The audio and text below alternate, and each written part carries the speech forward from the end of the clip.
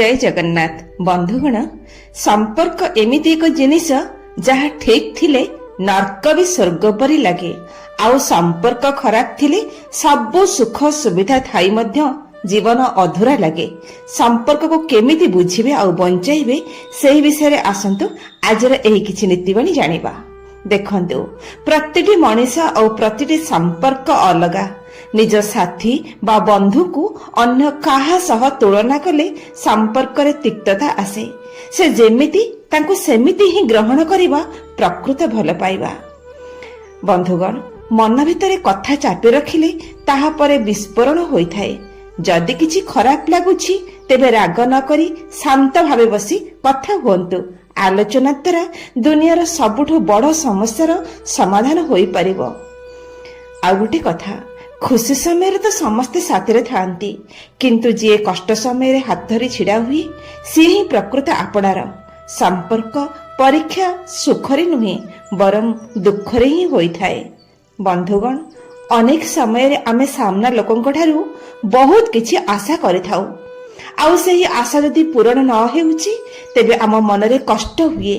संपर्क रे किछि पाइबा अपेक्षा किछि देबारे जेमिति स्नेह समय एमतिर मनोभाव रखिले संपर्क अधिक सुंदर हुए।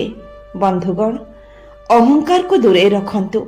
मु काहेकि आगे कथा हेबी बा मु काहेकि नईबी एही अहंकार बड़ा बड़ा संपर्क को भांगी दिए। मन रखंतु संपर्क जीतिबा पाई नुहे बरं साथी रे चालिबा पाई होइथाए। संपर्क को बंचेबा पाई केबे केबे नई जिबा हारी जिबा नुहे। बंधुगण मनीष मात्र के भूल। जदि आपण निज संपर्क को बंचेबा को चाहुचंती तेबे छोट छोट भूल को भूलिबा को चेष्टा करंतु। जिद धरी बसिले संपर्क रे पाचेरी छिड़ा हुए किंतु क्षमा कले सही पाचेरी भांगी जाए। देखंतु आजिकाली व्यस्तता भितर आमे प्रियजन को समय देवा को भूली जाऊ। मन रखंतु दामी उपहार अपेक्षा साथी रे बिताइथिबा किछि समय अधिक मूल्यवान। संपर्क एक गच्छ परी, एहाकु समय रूपक पानी देले ही एहा सतेज रहे। बंधुगण जेमिति बिना मूल दुआरे घर तिष्टि रही पारे नहीं सेमिति बिना विश्वास रे संपर्क बेसी दिन रहे नहीं। विश्वास जीतिबा पाई वर्ष वर्ष लागे किंतु भांगिबा पाई गोटिए मुहूर्त यथेष्ट।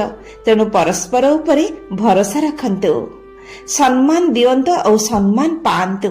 केवल भल पाइबा थिले संपर्क चले नहीं, सेथिरे सम्मान रहिबा जरूरी।